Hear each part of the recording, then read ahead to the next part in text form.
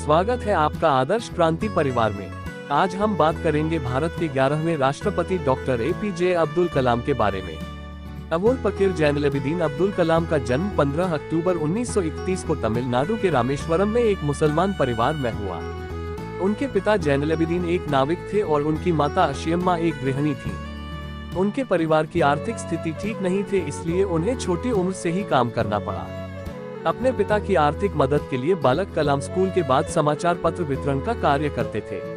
अपने स्कूल के दिनों में कलाम पढ़ाई लिखाई में सामान्य थे, पर नई चीज सीखने के लिए हमेशा तत्पर और तैयार रहते थे। उनके अंदर सीखने की भूख थी और वो पढ़ाई पर घंटों ध्यान देते थे। उन्होंने अपनी स्कूल की पढ़ाई रामनाथपुरम स्पार्क्स मैट्रिकुलेशन स्कूल से पूरी की और उसके बाद तिरुचिरापल्ली के सेंट जोसेफ्स कॉलेज में दाखिला लिया, जहां से उन्होंने सन 1954 में भौतिक विज्ञान में स्नातक किया। उसके बाद वर्ष 1955 में वो मद्रास चले गए, जहां से उन्होंने एरोस्पेस इंजीनियरिंग की शिक्षा ग्रहण की। वर्ष 1960 में कलाम ने मद्रास इंस्टीट्यूट ऑफ टेक्नोलॉजी से इंजीनियरिंग की पढ़ाई पूरी की। राष्ट्रपति कलाम ने खुद अपने से धन्यवाद कार्ड लिखा। एक बार एक व्यक्ति ने डॉक्टर APJ अब्दुल कलाम का स्केच बनाकर उन्हें भेजा। उन्हें यह जानकर बहुत आश्चर्य हुआ कि डॉक्टर कलाम ने खुद अपने हाथों से उनके लिए एक संदेश और अपना हस्ताक्षर करके एक थैंक यू कार्ड भेजा है। 1969 में उन्हें इसरो भेज दिया गया, जहां उन्होंने परियोजना निदेशक प्रोजेक्ट डायरेक्टर के पद पर काम किया।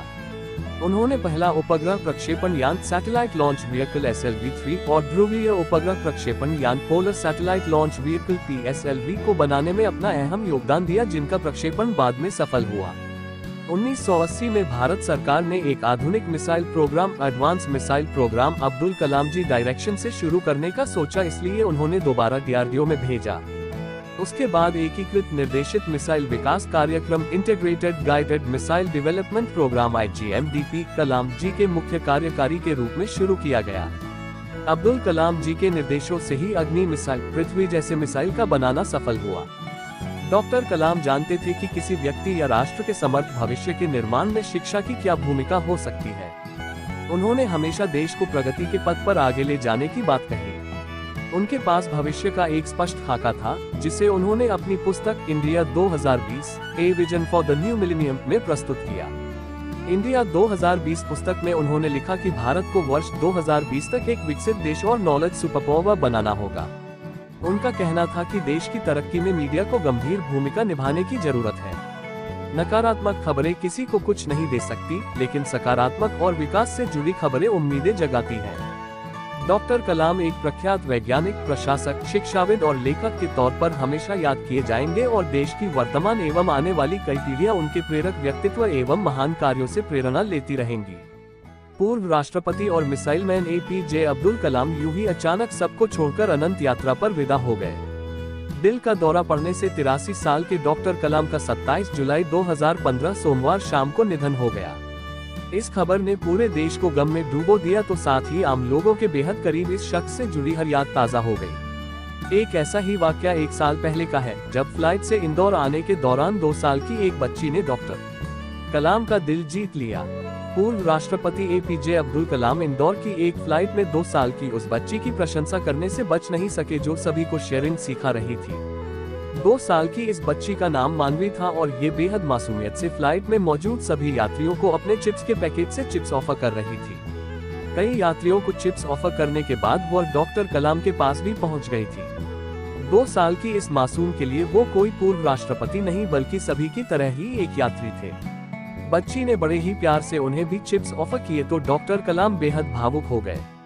उन्होंने बच्ची को गले लगा लिया और उसके साथ फोटो भी खिंचवाए। वे उस बच्ची की उदारता के कायल हो गए और उसकी तारीफ भी की। इतना ही नहीं, उसकी शेयरिंग की ये बात कलाम को इतनी पसंद आ गई कि उन्होंने मानवी के साथ फोटो भी खिंचवाया और ट्वीट भी किया था। कलाम जानते थे कि किसी व्यक्ति या राष्ट्र के समर्थ भविष्य के निर्माण में शिक्षा की क्या भूमिका हो सकती है। उन्होंने हमेशा देश को प्रगति के पथ पर आगे ले जाने की बात कही। उनके पास भविष्य का एक स्पष्ट खाका था, जिसे उन्होंने अपनी पुस्तक India 2020 a vision for the new millennium में प्रस्तुत किया। इंडिया 2020 पुस्तक में उन्होंने लिखा कि भारत को वर्ष 2020 तक एक विकसित देश और नॉलेज सुपरपावर बनाना होगा। उनका कहना था कि देश की तरक्की में मीडिया को गंभीर भूमिका निभाने की जरूरत है। नकारात्मक खबरें किसी को कुछ नहीं दे सकती, लेकिन सकारात्मक और विकास से जुड़ी खबरें उम्मीदें जगाती हैं। डॉक्टर कलाम एक प्रख्यात वैज्ञानिक, प्रशासक, शिक्षाविद और लेखक के तौर पर हमेशा याद किए जाएंगे और देश की वर्तमान एवं आने वाली कई पीढ़ियां उनके प्रेरक व्यक्तित्व एवं महान कार्यों से प्रेरणा लेती रहेंगी।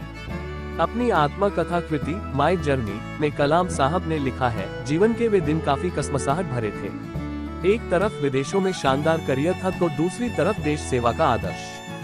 बचपन के सपनों को सच करने का अवसर का चुनाव करना कठिन था कि आदर्शों की ओर चला जाए या मालामाल होने के अवसर को गले लगाया जाए। लेकिन अंततः मैंने तय किया कि पैसों के लिए विदेश नहीं जाऊंगा, करियर की परवाह के लिए देश सेवा का अवसर नहीं गंवारूंगा। इस तरह 1958 में मैं DRDO defence research and development organisation से जुड़ गया। डॉक्टर कलाम की पहली तैनाती DRDO के हैदराबाद केंद्र में हुई। 5 सालों तक वे यहाँ पर महत्वपूर्ण अनुसंधानों में सहायक रहे। उन्हीं दिनों चीन ने भारत पर हमला कर दिया। 1962 के इस युद्ध में भारत को करारी हार की शिकस्त झेलनी पड़ी। युद्ध के तुरंत बाद निर्णय लिया गया कि देश की सामरिक शक्ति को नए हथियारों से सुसज्जित किया जाए। अनेक योजनाएं बनी जिनके जनक डॉक्टर कलाम थे, लेकिन 1963 में उनका हैदराबाद से त्रिवेंद्रम तबादला कर दिया गया। उनका यह तबादला विक्रम स्पेस रिसर्च सेंटर में हुआ, जो कि दूसरों इंडियन स्पेस रिसर्च ऑर्गेनाइजेशन का सहयोगी संस्थान था। डॉक्टर कलाम ने 1980 तक इस केंद्र में काम किया। अपने इस लंबे सेवाकाल में उन्होंने देश को अंतरिक्ष विज्ञान के क्षेत्र में महत्वपूर्ण मुकाम तक पहुंचाया।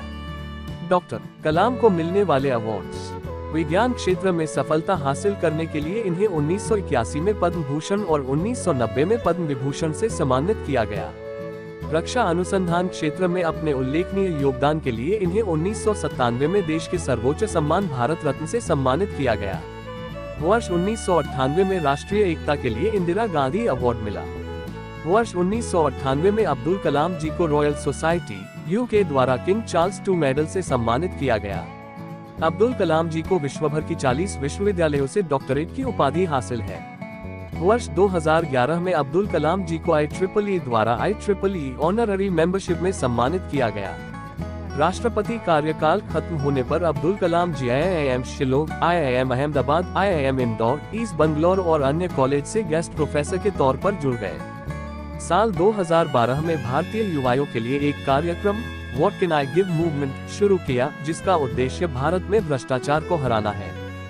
डॉक्टर कलाम के विचार। प्रश्न पूछना विद्यार्थियों की सभी प्रमुख विशेषताओं में से एक है, इसलिए छात्रों सवाल पूछो। मेरे लिए नकारात्मक अनुभव जैसी कोई चीज नहीं है। जिंदगी और समय विश्व के 2 सबसे बड़े अध्यापक हैं। जिंदगी हमें समय का सही उपयोग करना सिखाती है, जबकि समय हमें जिंदगी की उपयोगिता बताता है। जब हम दैनिक समस्याओं से घिरे रहते हैं तो हम उन अच्छी चीजों को भूल जाते हैं जो कि हम में है। इंसान को कठिनाइयों की आवश्यकता होती है, क्योंकि सफलता का आनंद उठाने के लिए ये जरूरी है। मैं हमेशा इस बात को स्वीकार करने के लिए तैयार था कि मैं कुछ चीजें नहीं बदल सकता।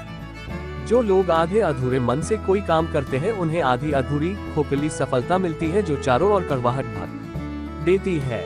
हमें प्रयत्न करना नहीं छोड़ना चाहिए और समस्याओं से नहीं हारना चाहिए। डॉक्टर कलाम ने साहित्यिक रूप से भी अपने विचारों को बहुत सारे पुस्तकों में समाहित किया है, जिसमें से कुछ wings of fire, India 2020, India 2020, a vision for the new millennium तथा ignited minds unleashing the power within India. इन पुस्तकों का कई भारतीय तथा विदेशी भाषाओं में अनुवाद हो चुका है।